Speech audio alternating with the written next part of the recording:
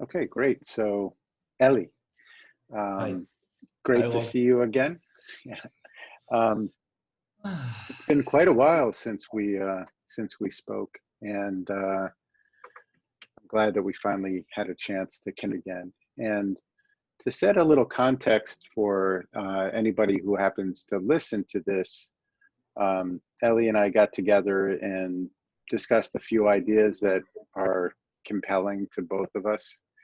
And but in this talk, we're gonna let the talk guide us wherever it goes. And I think we are both intrigued with a metaphor of taking a walk in the forest and kind of unplugging a little bit. So we'll begin with that. So Ellie, how are you? Well, right now it's quite interesting because the last few days were, as we spoke a bit earlier, were very intense for me. Hmm. I went through some big waves emotionally, and as I mentioned earlier, whenever I go through these things, it leaves me with more humbleness and more respect to the emotional world, which I feel inside right now. Hmm. And speaking of a forest or a jungle, it does feel like that. You know, there is some kind of mystery. There are traces of fear. There are rays of happiness. There is some peaceful center, which is curious and listening. And also I feel a little bit ashamed, a little bit insecure, talking Hmm. about myself, not knowing who is going to see and who is going to listen and what are they going to think. You know. So also I'm quite excited to have this talk with you because it feels right. It feels like exploring this life is something it's fun to do together. Hmm. So I'm happy we have this opportunity to meet from two sides of this planet and share one heart. So thank you for that. Hmm. Yeah, and you're many thousand miles away, and it's your evening, right? It's my afternoon. Mm-hmm. Hmm. Well, I appreciate you sharing a bit about what's been going on with you. And as you were saying that, uh, I was noticing what was coming up for me emotionally, and I guess I was imagining some of your experience. And uh, you know, we were talking about walking in the woods, which for me is tends to be quite a peaceful experience as long as I don't get too lost at any moment. But even when I get lost, I'm typically fairly confident that I can find my way back. Um, but it was interesting as you were talking, the image that was coming up for me was the moments in life where, at least for a moment, things are out of control, and that that's when the nerves start bubbling up in me. It's like, this moment where you don't know how something's going to turn out, and it matters to you. Mm. So I'm glad we can take a moment in the forest and take a time out in that, because it's interesting that fluctuation between feeling like calm and centered and then like, oh my gosh, this is going to turn out.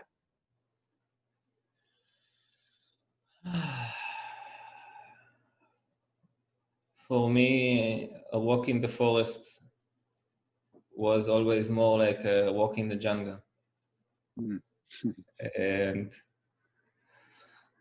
I will just allow myself to express an emotion that is coming up now. And what is coming up now is a mixture of sadness and gratitude Mm. for the way I was born and raised, which felt like a madhouse, like crazy. So the wilderness always seemed very mysterious and frightening. And so this is for me, the walk in the woods, in the jungle, is a lot about making friends with what I perceived earlier is very dangerous and unbearable. Mm. And developing a trust in this wild nature. So what I feel now mostly is some excitement, some, insecurity, and some trust that I have that whatever is coming up now, it's okay. And, I like the image of the jungle because it's a little bit different than a walk in the woods, right? yeah. Like, but when you said that, in some of the work that I do, we talk about archetypes, and when you talked about the jungle, initially I sort of shrunk a little bit, but then something in me wants to come out that's more primal. Mm-hmm. And you talked about befriending the things that are frightening, and I think that maybe tapping into that primal side, that there's more there than just the collapse. So okay. I'm also curious to ask you, what is your experience emotionally, and what is coming up for you, if you would like to share that. And just to add one thing is that what I'm feeling right now it feels like that primal energy is this energy that's coming through the body, through the breath, and I don't have explanation for it. I don't know what it is. It's a mystery. It's the excitement of being alive right now and being exposed and sharing and not putting any masks or defenses right now. So feeling vulnerable. And also, like, for me, it comes with a gratitude that my heart can be open. And that's the main thing I feel right now.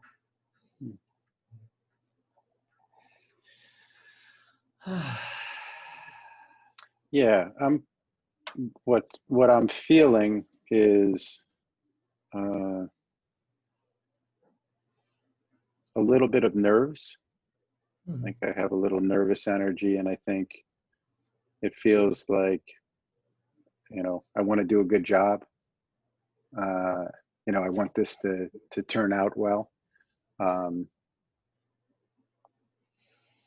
And a part of me is just, I think it's the little kid in me that I love exploring. And so, like, this idea of a walk in the woods or even the jungle, to me is incredibly exciting. And it reminds me of the beginning of The Hobbit, where at first the character just wants to stay in his comfortable little hut, but then he hears there's an adventure and he can't resist this idea of an adventure. So for me, that comes up, and it's amazing. It's me to rise above the nervous energy very easily. So. Yeah, and also I would like to say that I love what you call nervous, because I see within myself it's always also like a child, Oh, I want to be good. I want to get approval. I want to have security. I want to be accepted, and it's such I call it cute. It's a cute. It's a child, So thank you for sharing this part also, because I don't see a contradiction between those two. Yeah, no, they work well together. And I want to talk a little bit about what we're both doing here, which was an idea that you brought up the other day, which is really just speaking to whatever's coming up. And so we've been doing that, and I think it's such a rich exploration, just responding to what's here in front of me and then what's coming up inside. and this idea of sort of inner communication, sensations, images, and for me, it's about creating a conversation with my inner world rather than pushing it down, kind of inviting it into the space. Yeah, and it may sound a little bit funny or maybe hippie, you know, but really I picked up along the way some keys, some qualities that assist, like trust, like gratitude. And they really, really helped me in these moments, because what I find very, very challenging is just being myself. And now that you see, maybe you can see it, I'm like halfway to having tears in my eyes, because it takes so little, in my experience, to be so vulnerable, so sensitive. This is my true nature, you know? The thing that I was always hiding and protecting and pretending not to be is quite soft and vulnerable. And I think everything is coming to one single point, like all the topics that we talked about, like taking a walk in the forest and listening to the body and expressing what is really coming up right now. All these things, they are correlated and they meet in one place, which is right here and right now. So it's like, I feel like a child, basically, you know.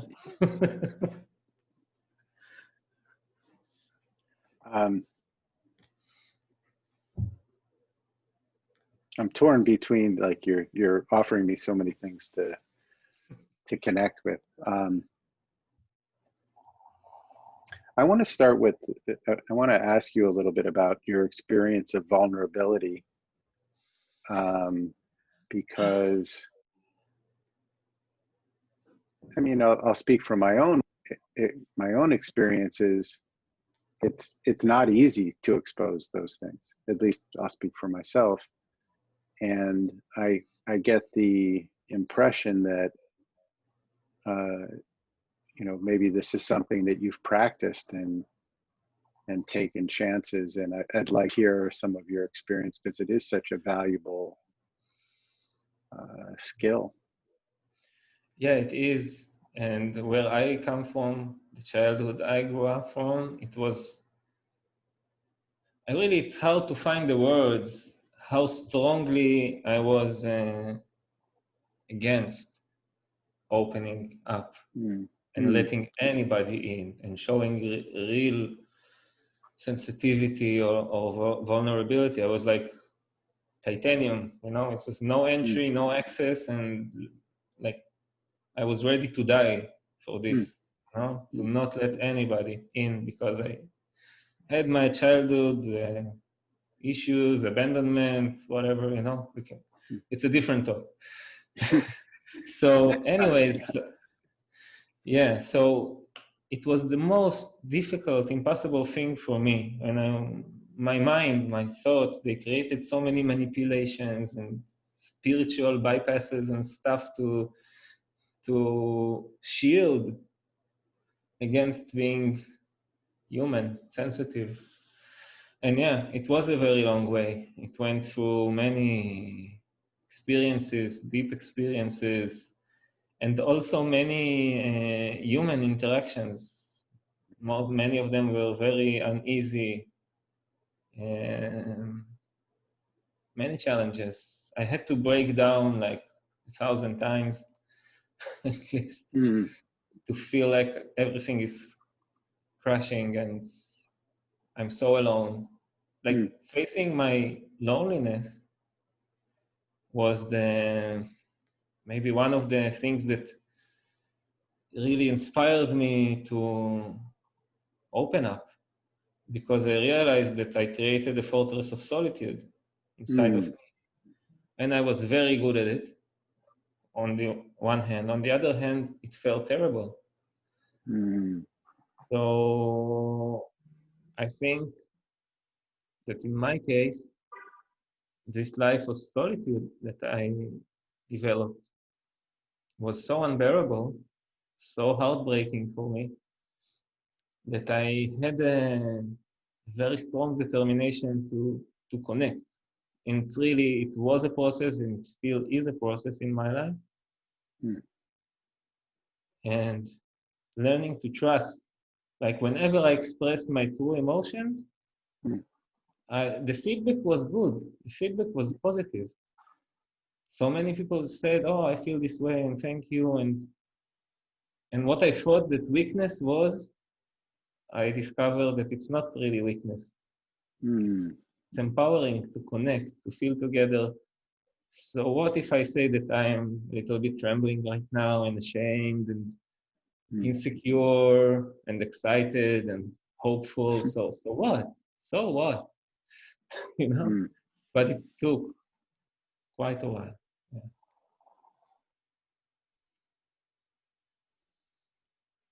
It's interesting that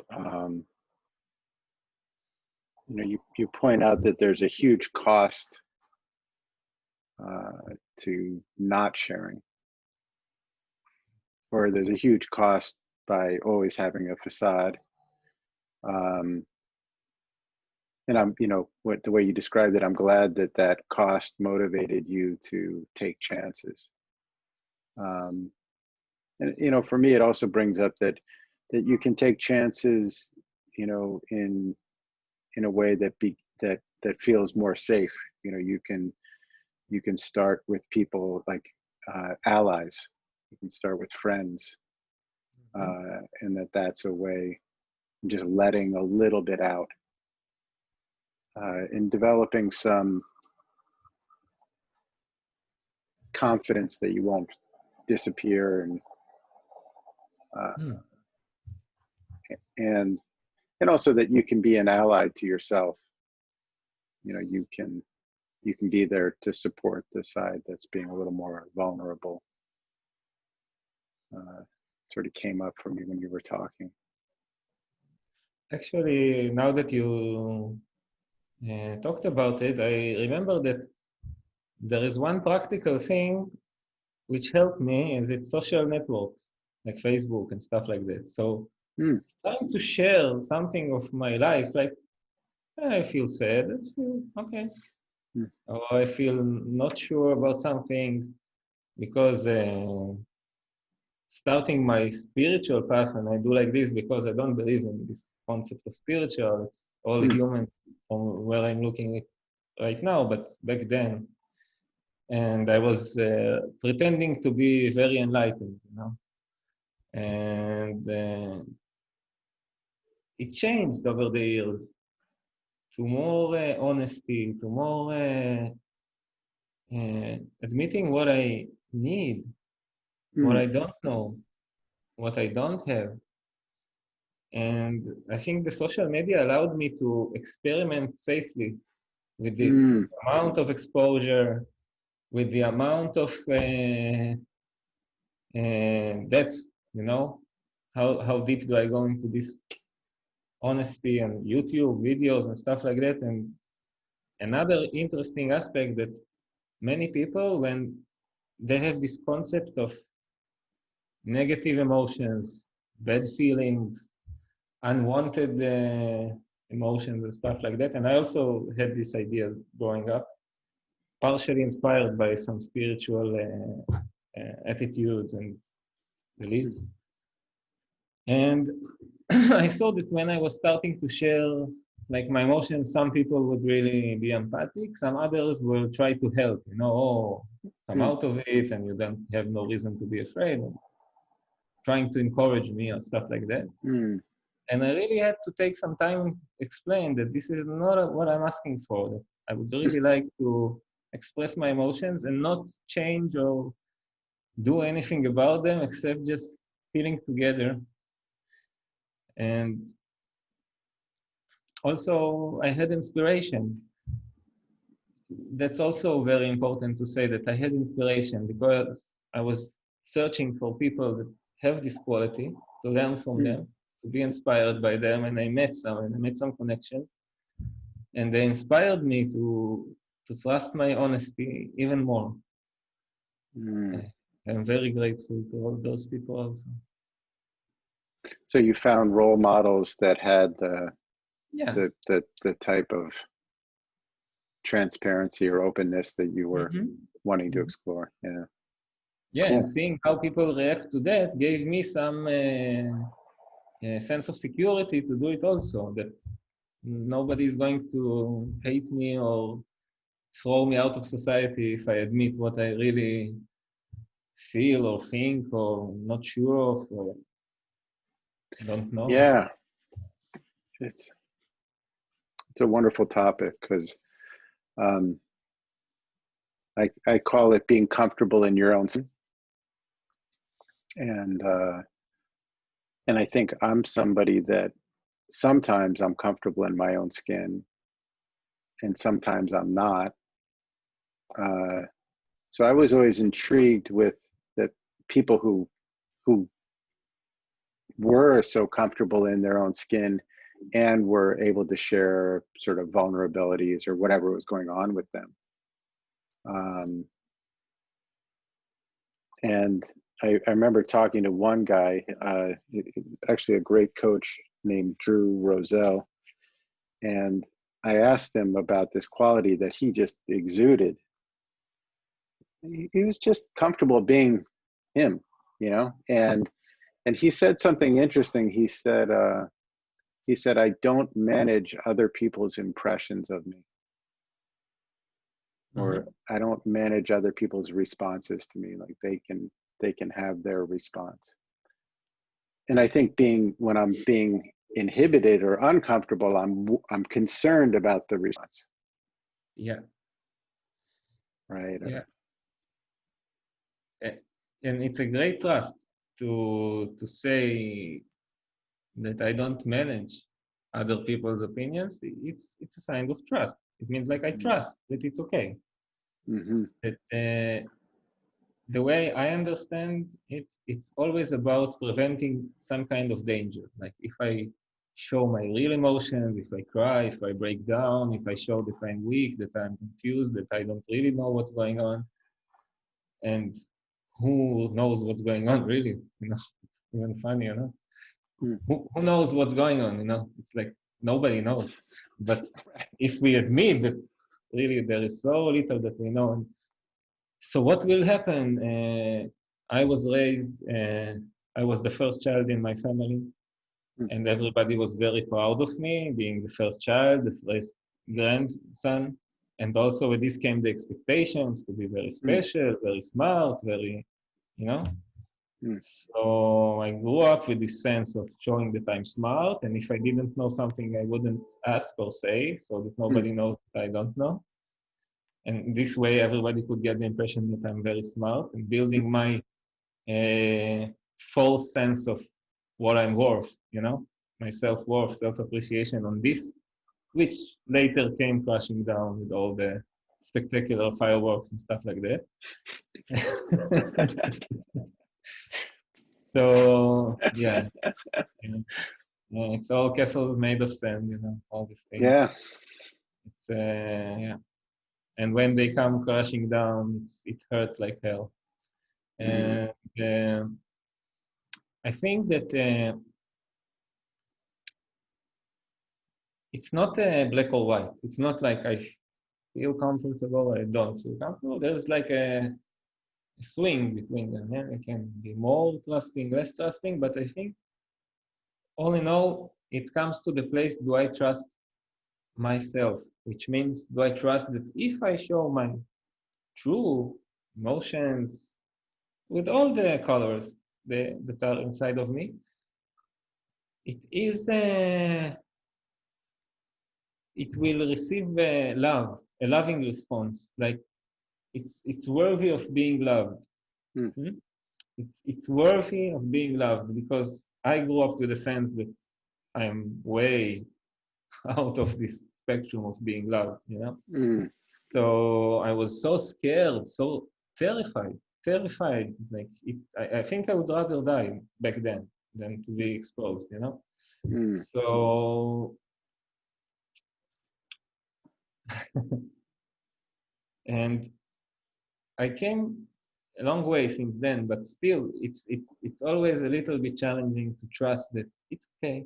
It's okay that I'm afraid to some Mm-hmm. extent, because if you don't think about it like a binary way, like 0 or 1, or just looking at the scale. So I'm more scared, less scared. So it's like a wave, And along that, I have other emotions. I feel excited, happy, grateful, and it's a wavy stuff, Just looking at it, it's like waves, and then for me it makes easier because it's not like I have one constant shape, And if somebody will see it, then that's it. This is me forever. No, this is just a glimpse of something that is constantly changing. So it's easier to Mm. trust this way, understanding the fluid nature of emotions. Mm. Um, what it brings for me is when I'm feeling vulnerable or that I have to hide something, I think a great question is what's at stake here. Mm-hmm. Like what am I going to lose? What am I going to? Am I not going to be safe? Am I going to be humiliated? Is there shame? So I think it's a really useful question because I think a lot of times, the threat may be from years ago and we're still carrying that threat. Yeah. Right. And there's the other thing that came up as you were talking is if I see a friend is frightened or if I see a child is frightened, I'm like, it's okay. You're frightened. Not a big deal. It's perfectly okay to be frightened. And yet I don't often give myself permission to be frightened or to be nervous. Mm-hmm. It's like, no, I got to have it together and Mm-hmm. Mm-hmm. be the man and be strong Well, and bold. I think, like, I'm not going to analyze it, but just this is the nature of our exploration right now in the woods, in the jungle, in the forest. So Mm. things are much more associative rather than linear. Mm. So what comes up spontaneously from my inside is to say thank you to this voice that you just expressed. The one that cares so much that I must be sharp, I must be present, I must be in control, I must not show fear or anger.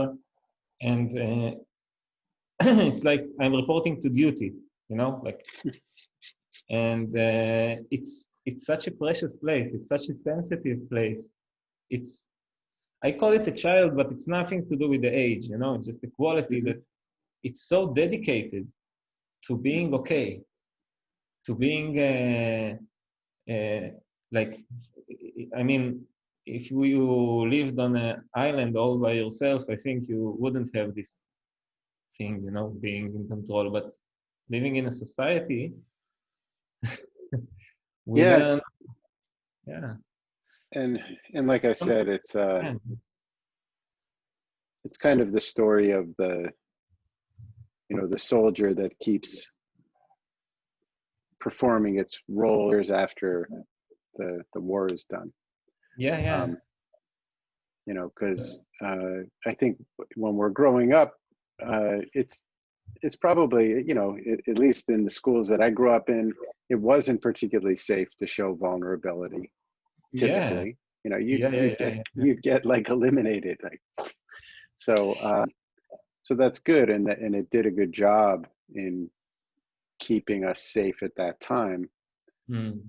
But now, is the threat still there in the same degree? Another buddy of mine, a guy named Charlie Badenhop, shared a great idea about vulnerability. He was talking about vulnerability in dating and exposing your real self to somebody that you're starting to date, and the fear that if I show my real self, they won't want to date me. Yeah. And so, he said what I recommend is that you go out with this person, and instead of just showing all of your weaknesses and vulnerability on the first date, which wouldn't be appropriate, he said maybe you just share one little thing that's a little more real about you, like dropping a pebble in the water. And then he said, see how the person responds to that. Like, did they respond to your vulnerability with sensitivity and caring, or do they respond to it by, poking fun at you or being critical? And he said that'll tell you a lot about how well you can bond with that person. I thought it was a beautiful image. It sounds like a wise idea. I find that wise things, or things I call wise, they have this quality of patience and not throwing everything all at once, and just being sensitive and taking care, and not going all the way in one moment. More balance, more listening. With me, it's funny. Sometimes I go on dates and I come with all my openness, and it's overwhelming to the other side. Like the one on the other side, they feel afraid because they can't expose themselves in the same level. So they get inferiority, feeling of inferiority, that this person is coming and putting everything on the table. Like, I can't do it even with myself. So it makes like overwhelming experience sometimes. So I also learn to really not to, do too much on the first become date. too strong, and just, because it's not really a weakness, because if to talk honestly, so who of us is not afraid? Who of us is not insecure? Who of us knows what's really going in this life and what's this life all about? Nobody knows the answers to the big questions. We're all temporary. We're all scared. We are not controlling this world, the nature. We don't know what's going to happen and why is this happening. And we don't know so much, so it puts everybody in a very, even if insecure place, even if you have a family and business, but you're going to die and you're going to get separated from everybody. So, and it's all just a glimpse, a dream. There is so little. So it's really about being honest. Yes, I am afraid of some things. I have some basic insecurities, and it's human. It's who doesn't feel that way? I mean, really. Yeah, and it's part of that. There's a part of you that's nervous or insecure in this moment, and that part is growing and changing and flowing as well. Like, there's a lot more to you than that particular part that may be freaking out at the moment. So, which is a whole other Buddhistic.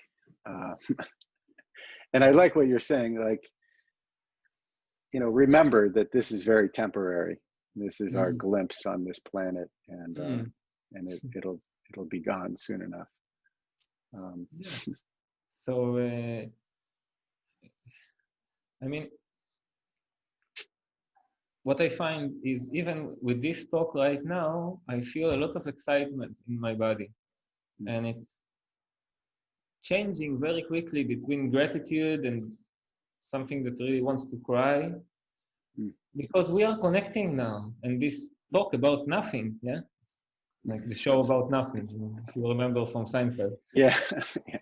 It turns out to be the most human, amazing thing, because these parts of me, or areas or places in me which are scared, which are insecure, which are so afraid of what others might think of me. And they feel happier now because what they really want, and this is what I find, what they really want is to connect with somebody else, not to be alone, because I believe this is our human nature, to connect with each other. And in the modern life, we lost so much of this connection that anxiety levels and stress are over the roof. And we really miss this connection. So even talking about opening up and saying, yes, I have my fears, I have my doubts, I have insecurities, I am ashamed sometimes. And just saying and sharing it, even now, feels a little bit like an orgasmic experience for me in my body, which can connect to the other topic we talked about, is listening to the body, then focusing on the more pleasant sensations, the more satisfying, gratifying sensations, is a really great way to reconnect with the body, which is something that we all, I think, lost to some extent. So I do feel now better and happier and more connected, just because we openly share these things. That's all. So yeah, me as well. And there's this feeling of relief of like, oh my God, I don't have to hold that anymore. Right? Because there's this holding. Yeah. And then when you feel like you have, all of a sudden you have all this space to live in and safety, right? I want to, well, I think we should wrap up for now. And I want to, I'm hoping that we can come back again soon and continue on that topic of connecting to the body, because it's so rich and it's always with us, right? And it's with us when we're alone, and it's with us when we're with other people. Always. So, body is a, you know, I don't want to sound cliche, but it is a temple. It is the place where I live, where I exist, and that I am in this brain, which is part of this body. All my thoughts and all my world exists. So it's the infrastructure for everything. So I find so much wisdom and healing and love. So I'll be happy to share, and just want to say that time flies by like that. Right. Because we had this spontaneous talk about nothing really. Right. And like almost an hour is gone, and I like feel like 5 minutes. Like I could talk like 2-3 more hours like that and just enjoy the process. So really thank you for this invitation and for holding the space, and you know, for this meeting. Great. And we'll do it again soon. So thank you again. I'll be happy to. Thank you very much.